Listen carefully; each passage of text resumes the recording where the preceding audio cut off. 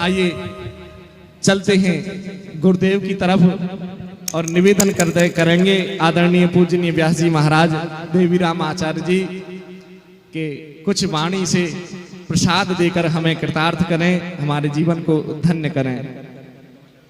गुरुदेव। हरि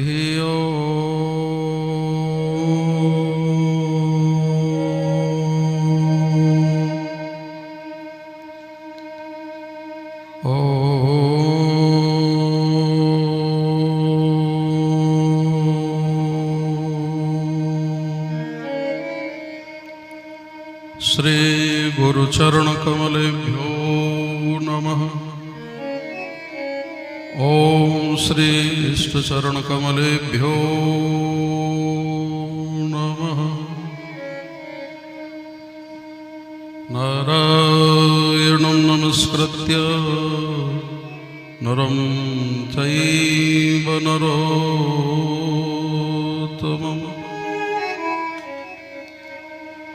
देवीं सरस्वतीं व्यासं ततो जयमुदीरये।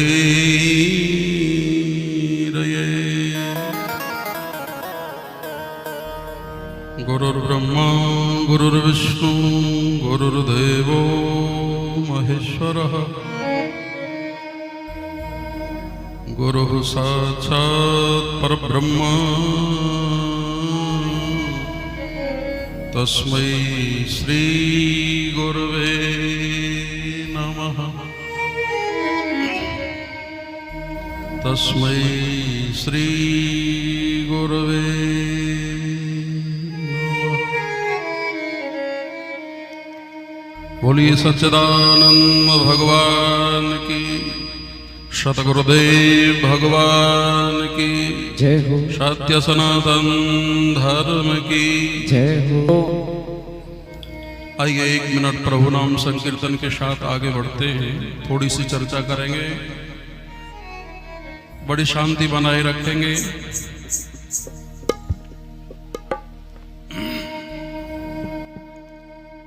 ठाकुर है मेरे रमण बिहारी, हम हैं रमण बिहारी के ठाकुर हमरे रमण बिहारी, हम हैं रमण बिहारी के साधु सेवा धर्म हमारा, कौन दुनियादारी से साधु सेवा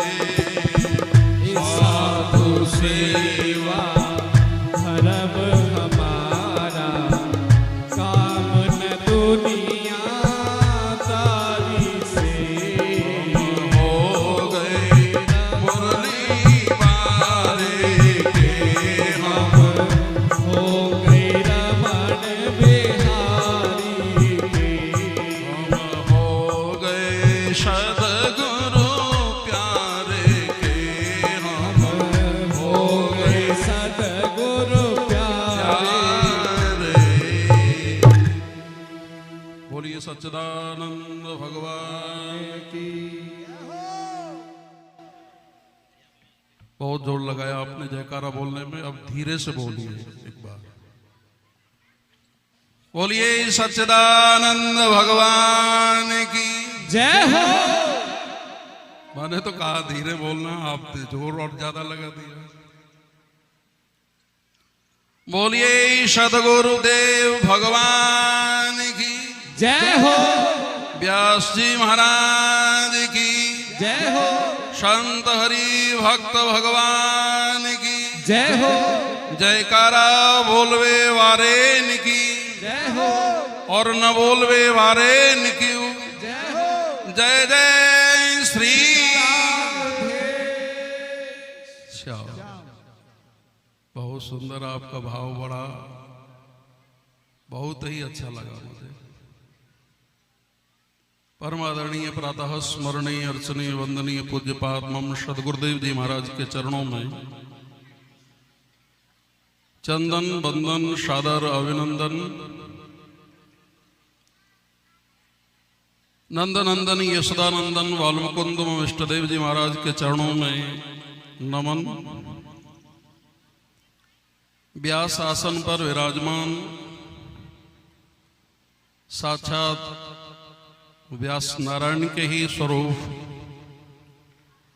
और ये कहिए कि मेरे हृदय के बहुत नजदीक, बहुत सुहृद आचार्य श्री धर्मदेव जी महाराज व्यासवत नारायण रूप मानते हुए मैं उनको भी वंदन करता हूं। आदरणीय संत श्री चरणों सम्माननीय हमारे आचार्य जी बाबा बंसीवारे जी और मेरे बड़े ही भावुक श्रोताजन, माताओं बहनों भक्तजनों, आपके चरणों में भी मेरा सादर चंदन बंदन और अभिनंदन स्वीकार हो। चलो कष्ट न हो तो एक बार मेरे साथ में बोलिए मिलकर के, जय श्री कृष्ण। जय श्री कृष्ण। ईमानदारी से नहीं बोला अभी सभी ने। कुछ लोग कंजूसी कर गए, अब न करेंगे, तो भाव से बोलिए जय श्री कृष्ण। जय श्री कृष्ण। बहुत सुंदर, बहुत सुंदर। धन्यवाद के पात्र हैं आप सभी लोग। बार बार वंदन करता हूं आपके श्री चरणों में। बहुत ही आप लोगों की कृपा, आचार्य परवर का बहुत सुंदर भाव। एक नजर में आपको बता दूं, मैं आपके लिए नया नहीं हूं। आपके क्षेत्र में कई बार कथा करके गया हूं। भिलारा में भी कई बार, एक बार नहीं अनेकों बार मेरी श्रीमद् भागवत कथा हुई है, आसपास भी हुई है। तो व्यास जी महाराज ने जो सम्मान किया, बहुत भाव है इनका, क्या कहूं। बड़ा प्रेम है और उस प्रेम की खातिर ही मुझे आना पड़ा। कई बार महाराज श्री ने मुझे ये कहिए आदेश दिया, उनकी भाषा में कहो तो कहते हैं कि मैं विनम्र निवेदन कर रहा हूं, लेकिन व्यास नारायण है। कल भी फोन से बात हुई थी, आज भी मेरी बात हुई, तो मैंने आज तो बोल ही दिया कि जैसा भी होगा मैं जरूर टाइम निकालूंगा।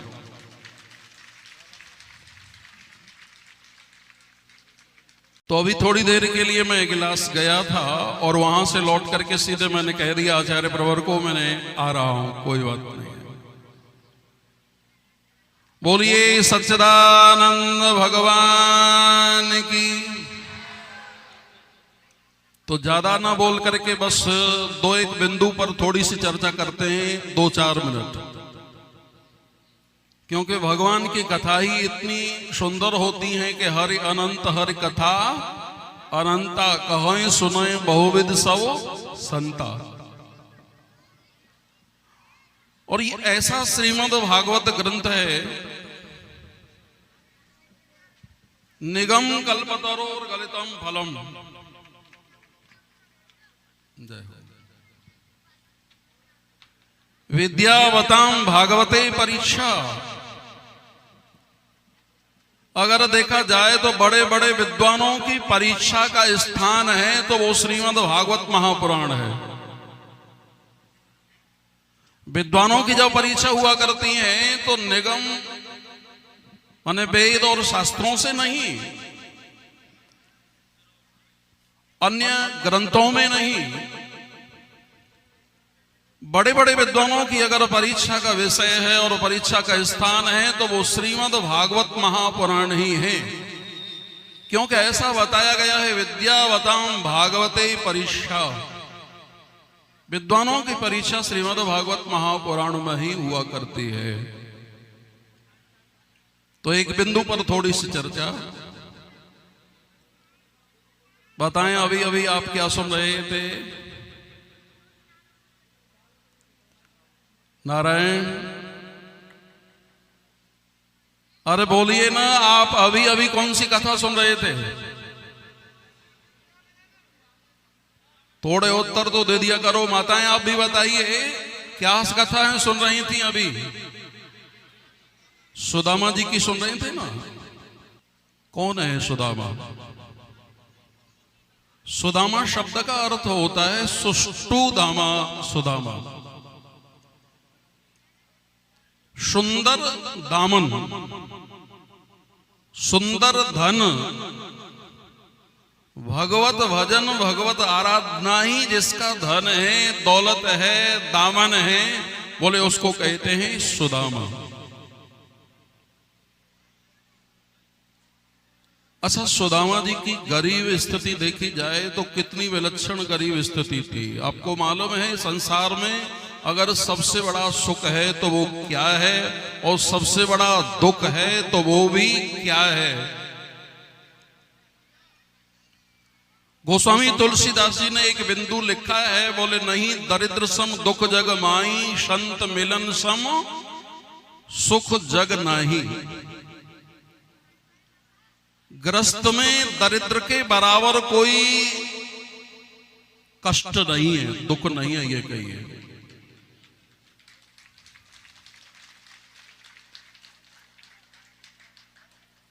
और सच्चे संत का दर्शन अगर जीवन में प्राप्त हो जाए तो इससे बड़ा कोई जग में सुख नहीं है। यही सुख और दुख की परिभाषा है सरल शब्दों में, कि सच्चा संत, सच्चा सदगुरुदेव अगर हमें प्राप्त हो जाए, हमारे जीवन के कर्णधार अगर प्राप्त हो जाए तो यही हमको परमानंद है, यही हमको सुख है। और गरीबी की अगर बात की जाए तो सुदामा जैसी गरीबी संसार में कहीं नहीं है। क्योंकि सुदामा के समय में भी सुदामा कोई अनेक नहीं थे, एक ही सुदामा था, है? और वो भी अगर पत्नी के आग्रह से भगवान के दरबार में मिलने को गया तो एक बात मैं आपको बता दूं, मैं चरित्र नहीं सुना रहा हूं, कथा नहीं सुना रहा हूं, उस पर थोड़ी चर्चा कर रहे हैं उसके सारभूत को जानने के लिए कि सुदामा जी जब लेकर के गए तो मालूम है आपको क्या लेकर के गए थे भगवान के पास में? क्यों माता हो? भगवान द्वारकाधीश के पास में सुदामा जी लेकर के क्या गए? 4 मुट्ठी तंदुल। यही है ना? कितनी बार नहीं सुना होगा आप लोगों ने। विप्रान प्रथुगु तंडुलान, 4 मुट्ठी तंदुल वो विप्र, वो ब्राह्मण 4 मुट्ठी तंदुलों को के भगवान के पास जाता है। और गरीबी की बात की जाए तो 4 मुट्ठी तंदुल को बांधने के लिए कोई रूमाल तक उनके पास साबुत नहीं था। वो सुदामा थे। अच्छा, 4 मुट्ठी तंदुल को लेकर के भी गए तो वो 4 मुट्ठी तंदुल 4 ही प्रकार के थे। एक बात बता दूं मैं आपको, 4 प्रकार के थे। कुछ उसमें साबुत भी हैं, और कुछ उसमें टूटे हुए तंदुल हैं, कुछ रंगित तंदुल हैं और कुछ सफेद तंदुल हैं। ये 4 प्रकार के तंदुल थे। महापुरुष इसका अर्थ करते हैं कि ये 4 प्रकार के जो तंदुल हैं, इसका अर्थ क्या है? बोले धर्म, अर्थ, काम और मोक्ष। ये 4 ही प्रकार के पुरुषार्थ तो हैं। 4 प्रकार के तंदुल लेकर के भगवान के पास गए, अर्थात 4 प्रकार के पुरुषार्थों को लेकर के भगवान के पास गए। और हम लोग 4 प्रकार के पुरुषार्थों को संसार में लेकर के भटकते हैं। और उन्होंने वो 4 प्रकार के तंदुलों को, 4 प्रकार के पुरुषार्थों को, धर्म, अर्थ, काम और मोक्ष को ले जाकर के भगवान के पास रख दिया। जो रामचरितमानस में भी एक दोहा आता है, महाराज भरतलाल जिस समय भगवान से मिलने को जाते हैं तो गंगा मैया से जाकर के प्रार्थना करते हैं कि यद्यपि मेरा धर्म नहीं है, भीख मांगना क्षत्रिय का धर्म नहीं है, लेकिन आर्त कहा न करे कुकर्म। इस समय में आर्त हूं और आर्त क्या कर्म करने के लिए तैयार नहीं हो जाता है। मैं अपने धर्म का परित्याग करके मैं आपसे एक भीख मांगता हूं। भरत जी गंगा मैया से भीख मांगते हैं और वो क्या कहते हैं कि अर्थन धर्मन काम रुचि गतिन चाहूं निर्वाण, जन्म जन्म सिय राम पद यह वरदानन। 4 प्रकार के पुरुषार्थों को सौंप दिया भगवान श्री हरि के चरणों में। तो भगवान का वो अत्यंत प्रिय होता है जो 4 प्रकार के पुरुषार्थों को भगवान को सौंप देता है। प्रभो सीताराम चरण रत्न मोरे, अनुदिन बढ़ो अनुग्रह तोरे। अब भाव देखिए, भगवान द्वारकाधीश ने बहुत बड़ा स्वागत सम्मान किया और स्वागत यहां तक किया कि जब भगवान अपने भक्तों को मान देते हैं तो वहां पर सारे के सारे संबंधों को भी भूल जाते हैं, संसार के पदार्थों को भी भूल जाते हैं। आपको ये तो पता होगा, सुदामा जी को जिस समय भोजन कराया ठाकुर जी ने तो 56 भोग तैयार किए थे। और सुदामा जी ने जीवन में ये वो 56 प्रकार के भोग आज तक किए ही नहीं थे। वो जैसे ही सुदामा जी के सामने किए, सुदामा जी चकाचौंध हो गया। सुदामा जी चक्कर में पड़ गए। कुछ खाने के हैं, कुछ पीने के हैं, कुछ चबाने के हैं, कई प्रकार के वो भोजन हैं। और देखा होगा 56 प्रकार के जो भोजन पकाए जाते हैं, माताओं आप तो बहुत चतुर हुआ करती हैं भोजन पकाने में। कई प्रकार के तो उनमें रायते हैं, कई प्रकार की खीर है और कई प्रकार के उसमें, जैसे साबूदाने की खीर अलग होती है, चावल की खीर अलग होती है, मखाने की खीर अलग होती है। और माताएं तो बड़ी विलक्षण है, माताएं तो ये लौकी होती है ना, बोले लौकी की भी खीर तैयार कर देती है, होती है ना। ये 56 भोग में कई प्रकार की खीर थी, कई प्रकार के ये भोग थे। वो पदार्थों को देख करके चकाचौंध हो गया। सुदामा जी चक्कर में पड़ गए, कहीं मुझसे कोई गलती न हो जाए। अगर गलती हो गई तो ये रानी मेरी मजाक नहीं, मेरे मित्र की भी मजाक करेंगी कि ये आपके मित्र हैं ऐसे, जिनकी बड़ी प्रशंसा किया करते थे। बोले भैया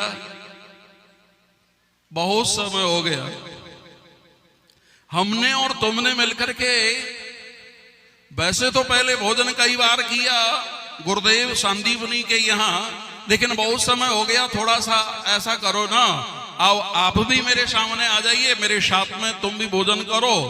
तो सुदामा जी ने युक्ति अपनाई कि जैसे जैसे श्री कृष्ण पाते जाएंगे वैसे वैसे ही मैं भी पाता जाऊंगा, चक्कर समाप्त हो जाएगा।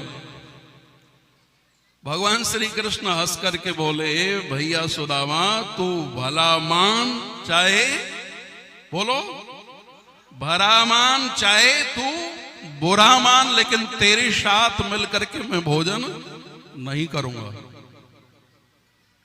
क्यों? बोले वो समय दूसरा था, हम तो मित्र साथ साथ में खेला करते थे, साथ साथ में भोजन करते थे, लेकिन तू आज मित्र तो है लेकिन मेरा अतिथि भी तो है। और ग्रस्त का धर्म होता है कि अतिथि को भोजन कराए बगैर ग्रस्त को भोजन नहीं करना चाहिए। आए हुए अतिथि को भोजन पहले कराओ और स्वयं भोजन बाद में करो। तो मैं तुम्हें भोजन करा के तब भोजन करूंगा। सुदामा जी को लगा बोली ये तो भाई चक्कर पड़ गया, अब तो मुझे करना ही पड़ेगा। अच्छा, सुदामा जी ने भोजन किया, लंबी बात नहीं बढ़ा रहा हूं, तो सब मिला लिए, जितनी प्रकार की खीर थी और जो भी साबूदाने की खीर, मखाने की खीर, चावल की खीर और जितनी भी सब्जियां थी, रायता था, वो सब का सब जैसे माताएं कभी कभी घर बनोरे दलिया सब मिला करके पशुओं को सानी दे देती है ना, सब मिला करके ऐसे ही गड्ढ करके, क्योंकि ये अवधूतों की प्रक्रिया होती है, संतों की प्रक्रिया होती है, वो स्वाद नहीं देखते। मिलाया और भोजन जैसे ही करने को हुए कर रहे थे, अब तो रुमाल हाथ में ले ले करके रुक्मिणी सत्यभामा जी की ओर देखे, सत्यभामा रुक्मिणी की ओर देखे, रुमाल लगाए ऐसे करें और हंस जाए। कभी सुदामा जी की ओर देखें, कभी अपनी ओर देखें। बहन देखो ना, ऐसे ऐसे विलक्षण मित्र हैं हमारे द्वारकाधीश प्रभु के भी, जिनमें खाने का भी, अरे बोलो ना, खाने का भी शऊर नहीं है, खाने का भी शऊर नहीं है। भगवान ये सहन नहीं कर पाते हैं। जो अपराध भक्त कर करई, राम रोष पावक मह जरई। भगवान को ये सहन नहीं है। सब कुछ सहन हो जाता है, लेकिन जहां भक्त का अपमान होता है तो भगवान को भी सहन नहीं होता, भगवान को भी सहन नहीं होता है। सुदामा जी का वो अपमान भगवान को भी सहन नहीं हुआ और उसका बदला लेने के लिए ठाकुर जी ने एक काम किया। जैसे ही भोजन करके तैयार हुए, सुदामा जी से पूछा हाथ जोड़ करके, भैया सुदामा, घर की सी बात है, कोई कमी रही हो तो तू मुझे बता सकता है। भोजन कैसा लगा? सुदामा जी बोले, हाँ भैया कन्हैया तेरी कृपा है, बहुत आनंद आया, बहुत आनंद आया भैया, खूब आनंद आया। बोले नहीं भाई, तू मुझे बता तो सही, कोई कमी रह गई हो तो तेरे घर की बात है, और घर की बात घर ही नहीं बताओगे तो कहां बताओगे? भैया बताओ। अब सबके उर प्रेरक चौपाई आती है ना, सबके उर प्रेरक रघुराई। भगवान तो सबके अंदर प्रेरणा करने वाले हैं ना। द्वारकाधीश प्रभु ने भक्त के अंदर प्रेरणा कर दी, और प्रेरणा से ही वो भक्त सुदामा क्या बोला कि हाँ कन्हैया, अगर बुरा न मानो तो एक बात कह दूं। बोले बोलो बोलो। अब प्रेरणा तो ठाकुर जी की थी, बुरा माने के कैसे? भगवान ने कहा बोलो बोलो ना। बोले बोलूं क्या, तेरी जो मखाने वाली खीर है ना, वो बिल्कुल फीकी है। मखाने वाली खीर बिल्कुल फीकी है। द्वारकाधीश प्रभु ने रुक्मिणी की ओर इशारा किया, देवी तुम जाकर के देखो, तुमने गलती की, खीर में मीठा नहीं डाला। बोले नहीं नहीं, मीठा डाला है प्रभु। अब रुक्मिणी जी सत्यभामा जी की ओर देखें, सत्यभामा रुक्मिणी की ओर देखें, बोले देखो खाने का शऊर नहीं है। और ब्राह्मण देवता क्या बोल रहा है कि मखाने वाली खीर में मीठा नहीं डाला है। अरे महाराज, मैंने खुद डाला है, मैंने खीर बनाई है। भगवान कहने लगे अच्छा तुम जाकर के देखो। और चौका में जाकर के देखा, रुक्मिणी जी ने हाथ में थोड़ी सी एक चम्मच खीर ली, और खीर लेकर के जैसे ही चखी तो वास्तविक उसमें मीठा नहीं था। मीठा, अब सोच करके देखना कि रुक्मिणी की स्थिति क्या हुई होगी। क्या रुक्मिणी ऐसे ही पहुंचे होंगी भगवान के पास में? क्या भक्त के पास में वैसे ही नजारा मिला सकती हैं? महाराज संकोच के मारे चेहरा नीचे लटक गया। ये होती है भक्त की महिमा। भगवान कहते हैं अहम भक्त पराधीन, मैं भक्त के ही अधीन हूं। और भगवान भक्तों की महिमा तो बढ़ाते आए ही हैं। भाव आपका बहुत सुंदर है भक्तजनों, आपके भक्त को बार बार धन्यवाद। हरि अनंत हरि कथा अनंता कहे सुने बहुविध सब। बहुत बहुत प्रकार से ये शैलियाँ हुआ करती हैं। भगवान की कथा अनंत है, अनंत प्रकार से कही जाती है। इतना ही बोल करके वाणी को विराम देते हैं। योग बनेगा, कभी फिर आपका दर्शन होगा। बोलिए सदगुरुदेव भगवान की, पूज्य व्यास जी महाराज की, संत भगवान की, श्री वृंदावन बिहारी लाल की जय जय श्री राधे श्याम। बहुत बहुत धन्य भाग्य हमारे गुरुदेव का, परम पूज्य व्यास जी महाराज का प्रवचन सुनने को मिला। बड़ी ही दिव्य मूर्ति,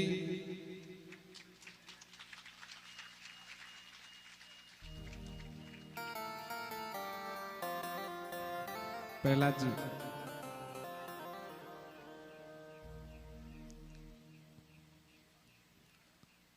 आज पावन सन्निधि गुरुदेव की हमें मिली, व्यास जी महाराज की मिली। बहुत बहुत धन्यवाद, आभार प्रकट करें हम सभी गुरुदेव के चरणों में, व्यास जी के चरणों में।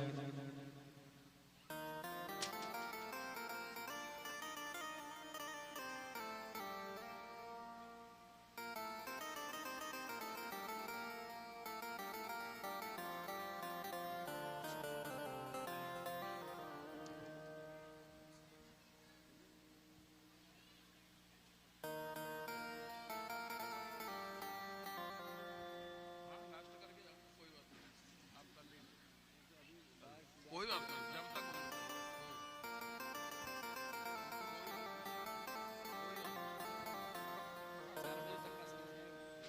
हो जाता है।